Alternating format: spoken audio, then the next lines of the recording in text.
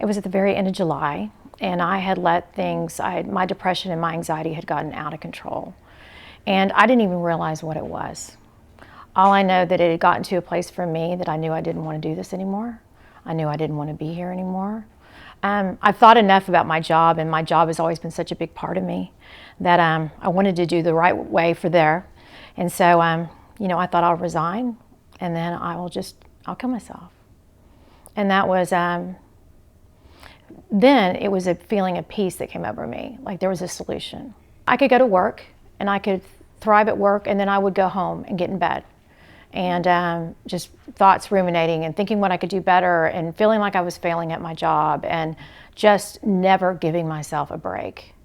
And when you're like that 24/7, what happened to me is I had anxiety for so long that it just is such a slippery slope that I dove right into a deep depression. But this is something that's been happening all my life. Really? I've just learned different ways to mask it. And the past 5 years, I would say, is when it's got the worst.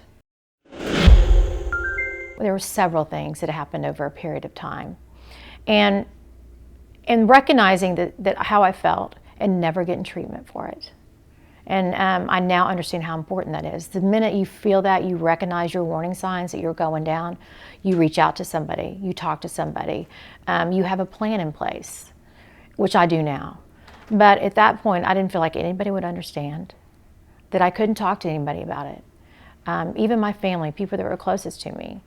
And, I had having a new job, I got divorced, when the whole rehab story broke. All those things kind of just piled on top of each other, and I just kept going.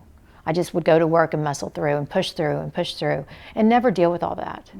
And you can only do that for so long until you just break. First time I heard that there was some article that said where Susan Hawk was 2 days ago.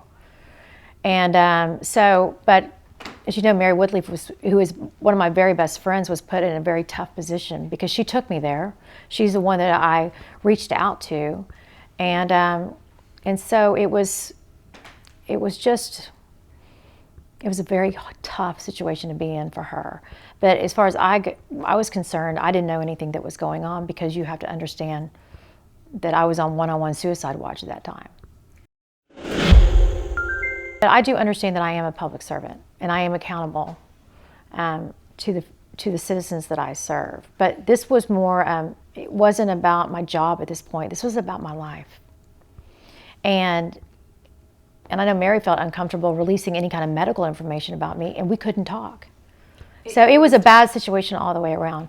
Do I wish it had been handled differently? Of course. But at that time, she did the best she knew how to do.